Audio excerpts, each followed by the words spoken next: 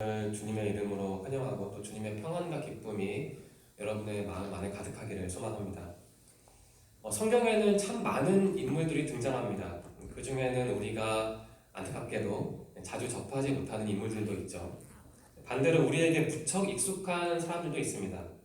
사울, 다윗 이런 사람들이 우리가 어릴 때부터 많이 들어왔던, 설교를 통해서 많이 들어왔던 사람들이죠.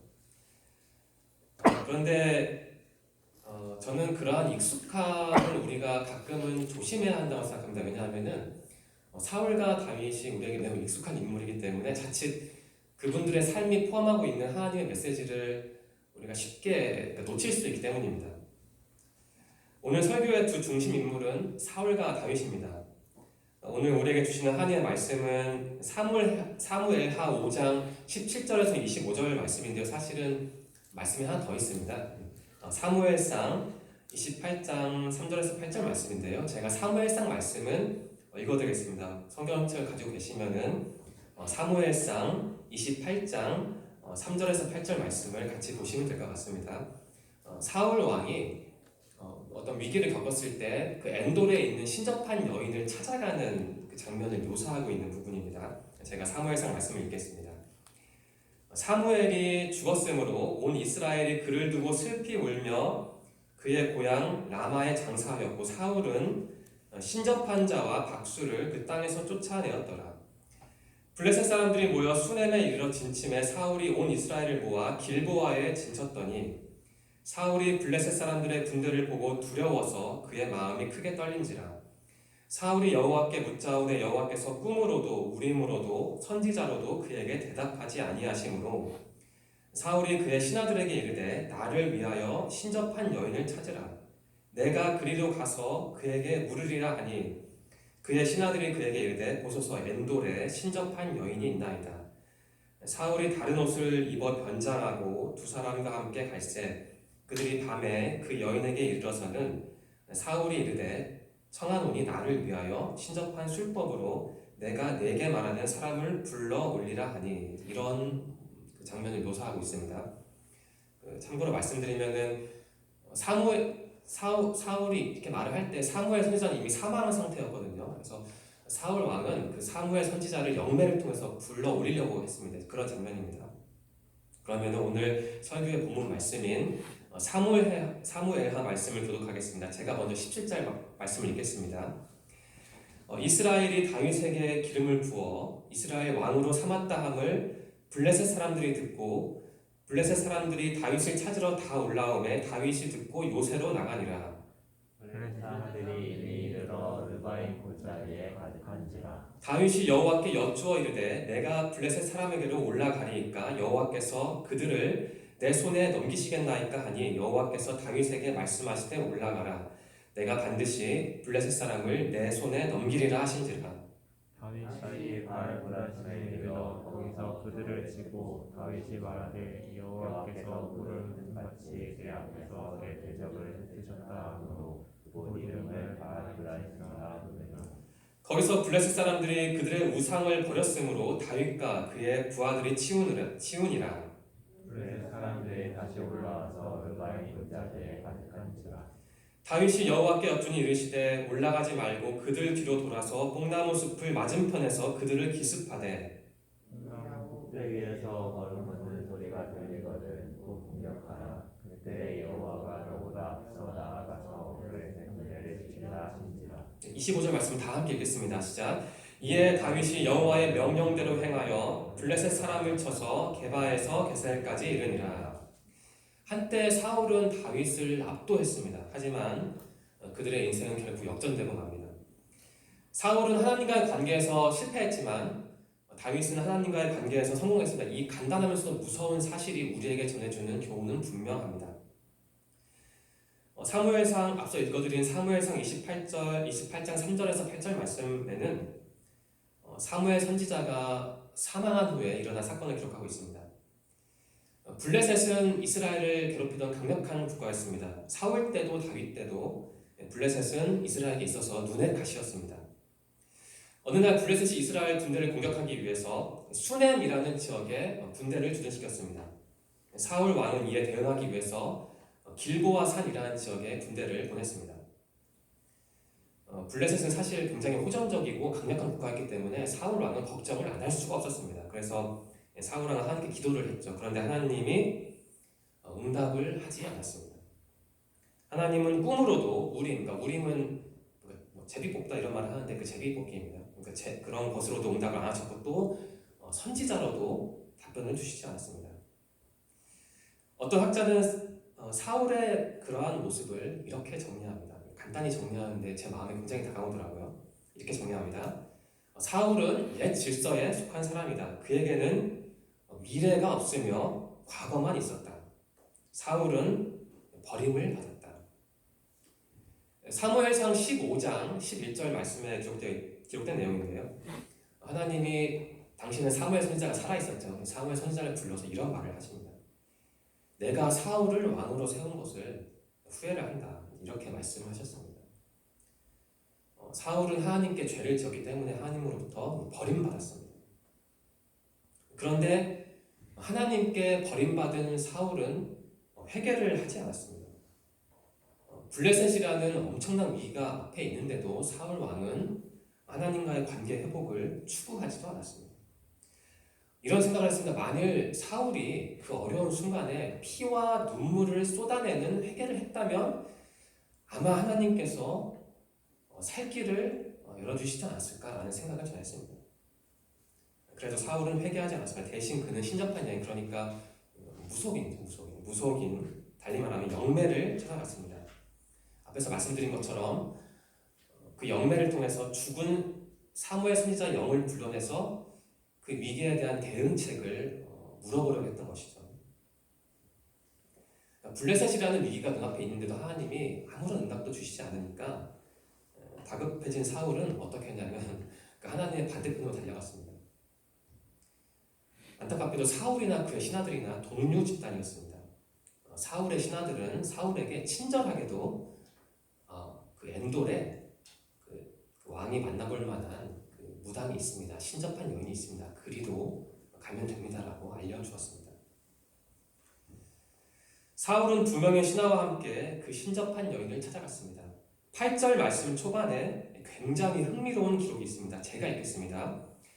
사울이 다른 옷을 입어 변장하고 2 사람과 함께 갈새 그들이 밤에 그 여인에게 이르러서는 8절 말씀 초반에 그 변장하고라는 표현을 우리가 주목해야 합니다. 변장을 했다는 것은 사울 왕이 평소에 입고 있었던 자신의 권위를 대변하는 왕의 옷을 벗고 다른 옷으로 갈아입었다는 뜻입니다. 이 장면은 단순히 물리적인 행위를 의미한 게 아니라 하나의 상징입니다. 저는 이 장면을 상상하면서 사울 왕은 그 무당을 만나기 전에 그 옷을 갈아입을 때부터 이미 그 사람은 끝났구나라는 생각이 저는 들었습니다. 사울은 옷을 갈아입은 채 낮이 아니라 밤에 이동했습니다. 그러니까 신접한 자를 만나는 장면은 밤에 일어나죠. 한번 생각해 보십시오. 왕이 옷도 갈아입고 그것도 밤에 그 무당을 만나러 간 것이죠. 얼마나 볼품없고 안타깝고 참 어떻게 표현할까요? 참 바보 같은 상황입니까? 사무엘 그 상의 저자는 이 장면을 통해서 사울 왕이 이제 더 이상 왕이 아니라는 것을 알려주는 것이죠. 어떤 신학자는 이렇게 말합니다. 사울 왕은 아무런 재원도 없는 단순한 미치광이에 불과하다. 사울은 위장하고 갔으며 왕으로서의 자아의 모습이 밖으로 드러나기를 원하지 않았다. 그러니까 한마디로 정리하면 사울 왕은 스스로 나는 이제 왕이 아니야 라고 증명을 했던 것이죠. 왕의 옷을 벗고 그 다음에 무당을 만남으로써요. 이처럼 사울은 하나님을 배반했습니다. 밤이라는 이미지가 그것을 문학적으로 상징적으로 묘사하고 있습니다. 저는 밤과 관련해서 요한복음 13장에 기록된 그 유다의 배신에 관한 예수님의 말씀을 읽어보았습니다. 예수님께서 이렇게 말씀하시죠. 죄송합니다. 예수님이 아니라 그 30절 말씀에 이렇게 기록을 하고 있죠. 유다가 그 조각을 받고 곧 나가니 밤이러라. 예수님께서 제자들에게 말씀하셨죠. 괴로운 마음으로 너희들 중에 하나가 나를 팔 것이다. 그때 어떤 제자가, 그 요한복음에는 그 제자 이름이 나오지 않았는데 어떤 제자가 예수님께 물어봅니다. 예수님 그 사람이 누구입니까? 그때 예수님께서 말씀하시기를 내가 이 빵 한 조각을 뜯어서 주는 그 사람이 나를 배반할 것이다 하면서 그 빵 조각을 뜯어서 유다에게 주죠. 바로 그때 사탄이 유다의 마음을 사로잡았고 그 다음에 이 말씀이 나왔습니다. 유다가 그 조각을 받고 나가니 곧 밤이러라. 그 밤이라는 이미지 한번 생각해 보십시오. 사울이나 유다나 그 어둠에 사로잡힌 사람이었습니다. 그들의 내면이 시커맸던 것이죠. 말씀드린 것처럼 사울은 블레셋이라는 위기 앞에서 하나님을 등진 채 하나님의 반대편으로 내달려갔습니다. 그러나 다윗은 역시 동일한 위기입니다. 블레셋이라는 위기인데 사울과는 달리 철저하게 하나님만 의지했습니다. 사울이 삶을 마감한 후에 다윗이 두 번째 왕이 되었습니다. 다윗이 이스라엘의 두 번째 왕이죠. 블레셋은 이번에도 다윗 이스라엘을 건드렸습니다. 다윗이 이스라엘 왕이 되었다는 소식을 들은 다음에 블레셋은 이번에도 이스라엘을 공격하기 위해 준비했습니다. 사무엘하 5장 17절과 18절 말씀인데요. 제가 읽겠습니다. 이스라엘이 다윗에게 기름을 부어 이스라엘 왕으로 삼았다함을 블레셋 사람들이 듣고 블레셋 사람들이 다윗을 찾으러 다 올라오매 다윗이 듣고 요새로 나가니라. 블레셋 사람들이 이미 이르러 르바임 골짜기에 가득한지라. 블레셋이 다윗을 찾은 이유는 아마도 다윗은 상당히 유능한 왕이었기 때문에 이 사람을 우리가 그대로 놔두면 방치하면 이스라엘은 탄탄한 기반을 닦을 것이다. 따라서 싹을 잘라야 한다라는 의미에서 다윗을 공격했던 것입니다. 블레셋은 이스라엘의 적대 국이었기 때문에 이스라엘에 관한 모든 정보와 변화에 민감할 수밖에 없었습니다. 다윗이 새로운 왕이 되었다는 정보는 블레셋의 대외 정책에도 분명한 영향을 주었습니다. 블레셋은 어떻게든 이스라엘을 견제하거나 가능하면 복속해야 했기 때문에 이번에도 이스라엘을 공격했습니다. 이번에 블레셋은 르바임 골짜기라는 곳에 주둔했습니다. 사울은 블레셋이라는 위기 앞에서 두려움에 떨었습니다. 하지만 다윗은 동일한 위기 앞에서 사울과는 완전히 다른 반응을 보여줍니다. 19절 말씀인데요. 그 의미를 생각하면서 19절 말씀을 다 함께 읽겠습니다. 시작. 다윗이 여호와께 여쭈어 이르되 내가 블레셋 사람에게로 올라가리이까 여호와께서 그들을 내 손에 넘기시겠나이까 하니 여호와께서 다윗에게 말씀하시되 올라가라 내가 반드시 블레셋 사람을 내 손에 넘기리라 하신지라. 제가 19절 말씀에서 가장 주목한 부분이 있습니다. 다윗이 여호와께 여쭈어 이르되라는 부분입니다. 제가 이 말씀을 수년 전에 읽으면서 너무 마음에 다가와서 기록을 해뒀거든요. 다윗은 철저하게 하나님 중심의 삶을 살았습니다. 사울과는 완전히 다른 삶이죠. 그래서 어떤 일을 하기 전에 특히 위기가 있을 때 어떻게 했냐면 다윗은 하나님께 여쭈어봤습니다. 다시 말하면 기도했습니다. 다윗은 자칫하면 자신의 국가를 한 번에 끝낼 수도 있는 엄청난 위기 앞에서 하나님을 찾았습니다. 사울은 똑같은 위기 앞에서 무당, 영매를 찾았지만 다윗은 절대자 하나님을 의지했습니다. 르바임 골짜기에 주둔한 블레셋 군대 문제를 놓고 다윗은 하나님께 여쭈었습니다. 하나님, 제가 이 강력한 국가와 굳이 싸워야 합니까? 혹시 제가 싸우면 저를 도와서 승리하도록 인도해 주시겠습니까? 라고 다윗은 하나님께 여쭈었습니다. 즉 기도했습니다. 이에 하나님은 다윗에게 대답하셨습니다. 블레셋과 싸워라. 내가 네가 승리하도록 도와주겠다. 그냥 도와주는 게 아니라 반드시 도와주겠다. 이렇게 응답을 하셨습니다. 하나님의 응답을 받은 다윗은 블레셋을 격파했습니다. 다윗은 전투에서 승리한 다음에 그 승리한 장소의 이름을 바알 브라심이라고 명명했습니다. 이 단어의 의미는 하나님이 물을 흩으신 같이 나의 대적을 흩으셨다라는 뜻입니다. 그러니까 이 단어의 뜻만 봐도 다윗이 어떤 사람인지 다윗의 신앙이 무슨 색깔인지 정확하게 나옵니다. 여러분 그 의미를 잘 보십시오. 하나님이 물을 흩으신 같이 내 앞에서 내 대적을 흩으셨다. 이 문장에서 주어는 다윗이 아닙니다. 하나님입니다. 그러니까 다윗은 실질적으로 어려운 일을 다 했고 하나님의 지시를 받아서 피 튀기는 전투를 했는데 진짜 어려운 일을 한 사람은 다윗인데 그 다윗은 그것을 자신의 공적으로 돌리지 않고 하나님께 돌린 것이죠. 그러니까 그 주어가 하나님이 된 것이죠. 사울은 주어가 자기였죠. 다윗의 이러한 모습이 우리에게 특히 청년들에게 주는 교훈이 있습니다. 모든 사람이 연령에 상관없이 인생에서 중요한 순간을 여러 번 맞이합니다. 그런데 청년들이 마주하는 일들, 가령 취업, 이직, 결혼, 진학 이런 일이 되겠죠. 이런 일들이 특히 청년 시절에는 참 커다란 산처럼 느껴집니다. 청년이라는 시기는 인생의 허리에 해당하는 시기이기 때문에 이러한 일들이 사소하지 않고 이러한 일들에 굉장히 예민하게 반응할 수밖에 없습니다. 그런데 이처럼 민감한 시기에 하나님을 평소보다 더 깊이 의지할 수도 있지만 반대로 하나님과의 관계에서 실수를 할 확률도 높아집니다. 구체적으로 말씀을 드리면 이러한 시기에, 그러니까 청년 시기에 어떤 중요한 일을 진행할 때 청년들이 자칫 빠질 수 있는 오류를 몇 가지 말씀드리겠습니다. 한 가지는 일을 진행할 때 아예 하나님을 고려하지도 않는 것입니다. 두 번째는 그 중요한 일을 진행할 때 하나님을 그 중요한 일의 조력자 정도로 낮추어서 생각하는 것입니다. 근데 그걸 모르죠, 사실은.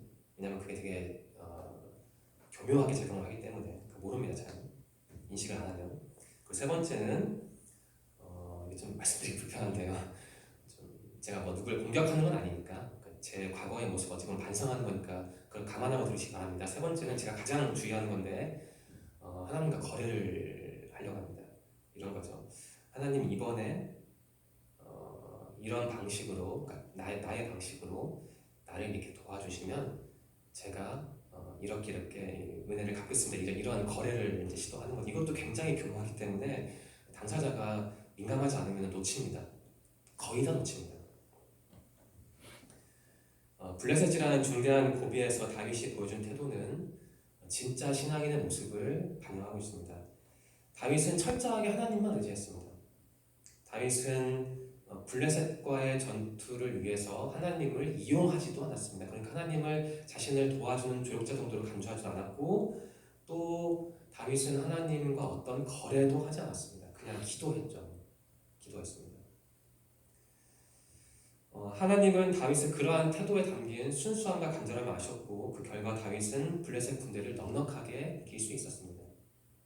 다윗은 위기 앞에서 하나님께 기도했고 하나님께 응답받는 놀라운 체험을 했습니다. 이러한 경험이 있었기 때문에 똑같은 위기가 왔을 때 동일한 반응을 보입니다. 22절부터 24절 말씀인데요. 우리 그 장면을 상상하면서 다 함께 읽겠습니다. 22절부터 24절입니다. 시작. 블레셋 사람들이 다시 올라와서 르바임 골짜기에 가득한지라. 다윗이 여호와께 여쭈니 이르시되 올라가지 말고 그들 뒤로 돌아서 뽕나무 숲을 맞은편에서 그들을 기습하되 뽕나무 꼭대기에서 걸음 걷는 소리가 들리거든 곧 공격하라. 그때 여호와가 너보다 앞서 나아가서 블레셋 군대를 치리라 하신지라. 전열을 재정비한 블레셋 군대가 다시 한번 쳐들어갔습니다. 이번에도 블레셋은 르바임 골짜기에 주둔했습니다. 다윗은 또다시 기도했습니다. 23절과 24절 말씀을 기록하고 있는데요. 이번에 하나님의 응답은 첫 번째와는 달리 굉장히 구체적입니다. 정리하면 이렇습니다. 하나님이 이렇게 말씀하신 거죠. 블레셋 부대를 정면에서 공격하지 마라. 후면으로 돌아가서 숲을 맞은편에서 기습 공격을 해라. 걸음 걷는 소리가 들릴 텐데 그때 공격해라. 그러면 이길 수 있을 것이다. 이러한 답변을 주셨습니다. 그리고 이렇게 덧붙이셨죠. 하나님께서 내가 너보다 앞서 나아가서 블레셋 군대를 공격할 것이다. 그러니까 하나님과 깊이 동행하는 사람은 이러한 특권을 누립니다. 하나님이 앞이 아니라 내 뒤에서 나를 도와주셔도 그리고 직접 도와주시지 않고 나에게 도와줄 사람 몇 명만 보내주셔도 마음이 든든하지 않겠습니까? 근데 여기서 하나님은 다윗에게 말씀하시기를 내가 네 뒤에서 도와주겠다도 아니고 내가 너에게 능력 있는 사람 몇 명을 보내주겠다도 아니고 어떻게 말씀하셨냐면 내가 너보다 앞서 나아가서 공격하겠다라고 하셨으면 달리 말하면 이겁니다. 내가 어렵고 중요한 문제는 다 해결할 테니까 너는 내 뒤에 따라와서 그 뒤처리를 해라 이렇게 말씀하신 거죠. 쉽게 얘기하면 하나님은 사울에게는 이러한 응답을 주시지 않았습니다. 사울이 죄에 물들어 있었기 때문입니다. 그리고 사울이 그 죄를 회개하지도 않았기 때문입니다. 한마디로 사울은 하나님께 버림받은 사람이었습니다. 그래서 사울이 의지할 대상은 역설적이게도 하나님의 반대편에 선 영매였습니다. 하나님과의 관계에서 실패한 사울은 하나님을 등진 채 살아갔지만 하나님과의 관계에서 성공한 다윗은 하나님 품 안에서 살았습니다. 블레셋과의 2차 전투라는 큰 문제를 놓고 하나님만을 간절히 의지한 다윗은 하나님의 응답을 받았습니다. 그리고 다윗은 그 전투에서 승리했습니다. 25절 말씀인데요. 제가 읽겠습니다. 이에 다윗이 여호와의 명령대로 행하여 블레셋 사람을 쳐서 게바에서 게살까지 이르니라. 그러니까 거의 전멸한 것이죠. 그러니까 완전 끝까지 밀려난 것이죠. 오늘 성경 말씀에 기록된 다윗의 선택과 행동을 곰곰이 묵상하면서 제 머릿속에는 두 가지 성경 말씀이 떠올랐습니다. 먼저 잠언 16장 3절 말씀인데요. 제가 읽겠습니다. 개역개정 성경이 아니라 현대인의 성경에서 인용했습니다. 내가 하는 일을 여호와께 맡겨라. 그리하면 내가 계획한 일이 이루어질 것이다. 다음으로 빌립보서 4장 6절 말씀입니다. 역시 현대인의 성경입니다. 아무것도 염려하지 말고 모든 일에 기도와 간구로 여러분이 필요로 하는 것을 감사하는 마음으로 하나님께 말씀드리십시오. 우리가 진행하는 일을 하나님께 맡기는 것, 그리고 어떠한 일에도 걱정하지 않고 기도하고 간구하는 것, 이 두 가지는 사실 우리가 어릴 때부터 수도 없이 들었던 신앙적인 권면입니다. 하지만 수도 없이 지키지 못한 권면이기도 합니다. 저는 우리 청년들이 오늘 설교 말씀에 등장한 다윗의 모습을 묵상하면서 이 성경 말씀, 잠언 16장 3절 말씀과 빌립보서 4장 6절 말씀을 자신의 삶 속에서 어떻게 하면 구현할 수 있는지, 실천할 수 있는지를 좀 창의적으로 고민하시기를 바랍니다. 염려스러운 상황 속에서도 다윗이 자신의 일을, 자신의 문제를 하나님께 온전히 맡길 수 있었던 배경, 그리고 하나님께 간구할 수 있었던 배경을 묵상하면서 저는 다윗의 어린 시절을 떠올렸습니다. 아시다시피 다윗은 어릴 때 양치기였습니다. 양을 치는 사람이었죠. 아버지 이새가 그 업무를 맡긴 거죠. 이 양을 지키라고. 야생동물, 가령 늑대와 같은 야생동물로부터 자신의 양떼를 지키는 게 다윗의 주 업무였습니다. 제가 알기로 늑대는 단독 사냥을 하지 않는다고 합니다. 무리지어 사냥을 한다고 합니다. 그래야 사냥의 성공 확률을 높일 수 있으니까요. 이런 생각을 했습니다. 다윗이 어릴 때 양을 지켰을 때인데 그때 아마 자신의 양떼를 공격하는 그 늑대 무리를 수도 없이 봤을 겁니다. 그런데 여러분 생각해 보십시오. 늑대 무리가, 배고픔에 굶주린 늑대 무리가 그 양떼만 딱 집어서 공격을 했겠습니까? 아마 다윗도 공격하려고 했을 겁니다. 배고픈 늑대에게 양이든 사람이든 상관이 없죠. 잡아먹기만 하면 되니까요.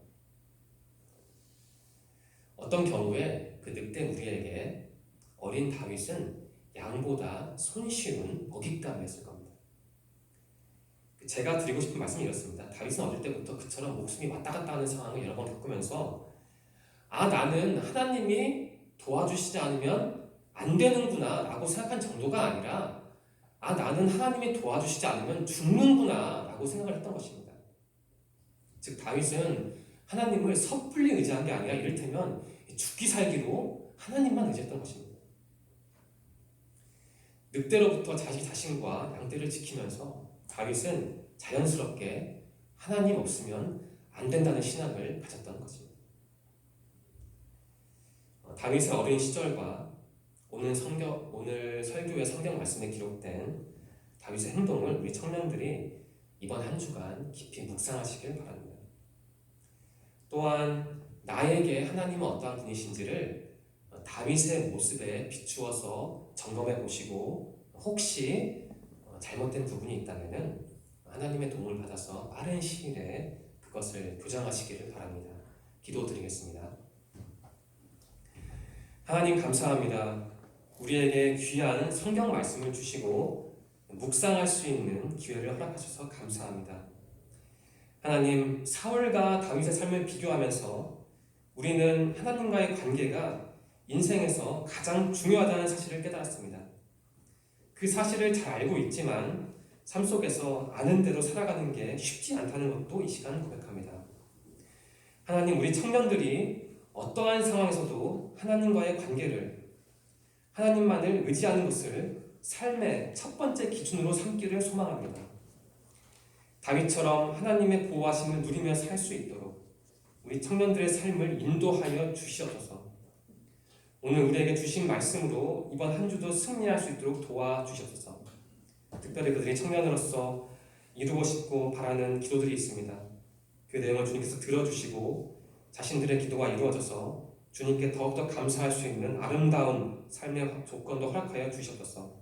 함께 하실 것을 믿으며 예수님의 이름으로 감사하며 기도드립니다. 아멘.